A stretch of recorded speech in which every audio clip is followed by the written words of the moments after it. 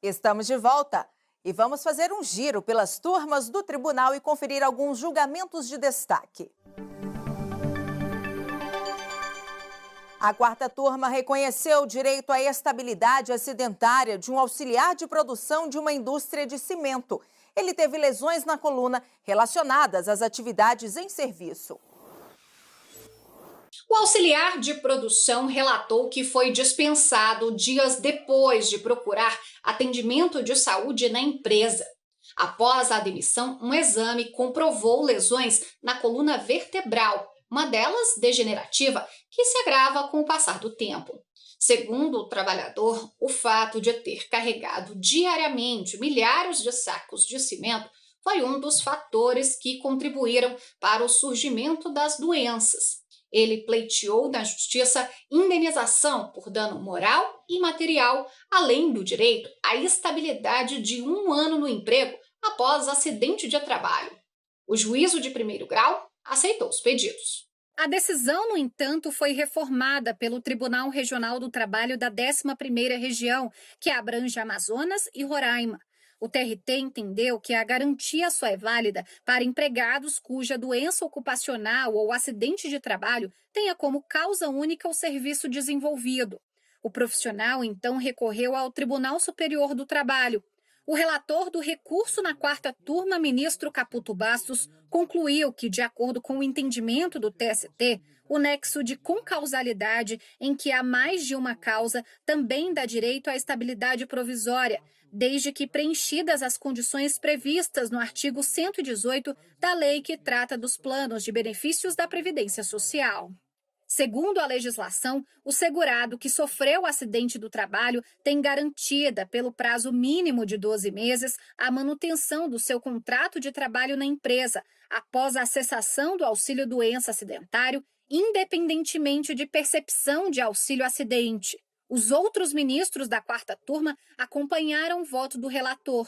Com a decisão, a empresa deverá pagar os salários devidos por 12 meses, período referente à estabilidade acidentária.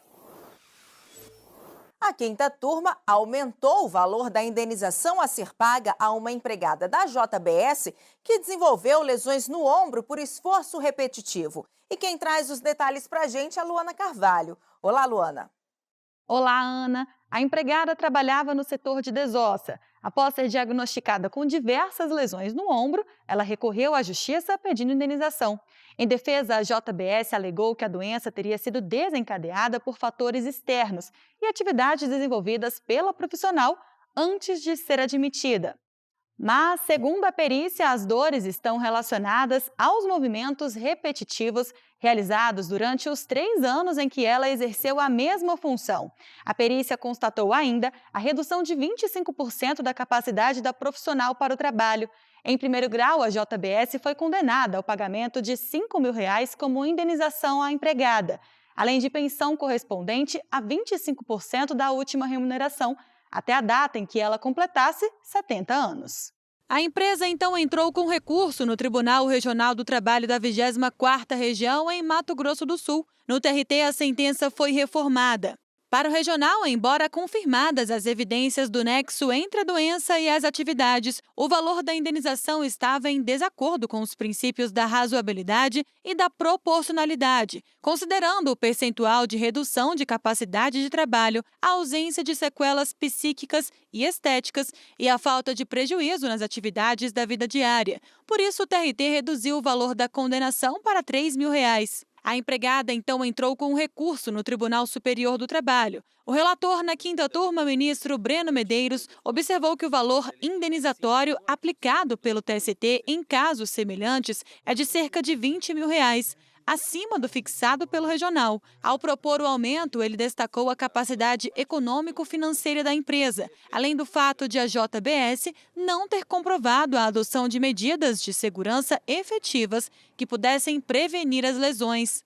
Em relação à pensão, o ministro citou o artigo 950 do Código Civil, que diz: se da ofensa resultar defeito pelo qual o ofendido não possa exercer o seu ofício ou profissão, ou se lhe diminua a capacidade de trabalho, a indenização, além das despesas do tratamento e lucros cessantes até o fim da convalescença, incluirá a pensão correspondente à importância do trabalho para que se inabilitou ou da depreciação que ele sofreu. A pensão de que trata o artigo 950 do Código Civil, decorrente da redução parcial da capacidade de labor do trabalhador, é vitalícia e está sujeita à cláusula rebus sic stantibus, razão pela qual deve perdurar por tempo indeterminado, enquanto não modificado o estado de fato que ensejou a condenação do empregador. O ministro, então, votou pelo aumento do valor da indenização para R$20 mil e pela condenação da empresa ao pagamento de pensão mensal à empregada, enquanto permanecer a condição de saúde que motivou a condenação do frigorífico.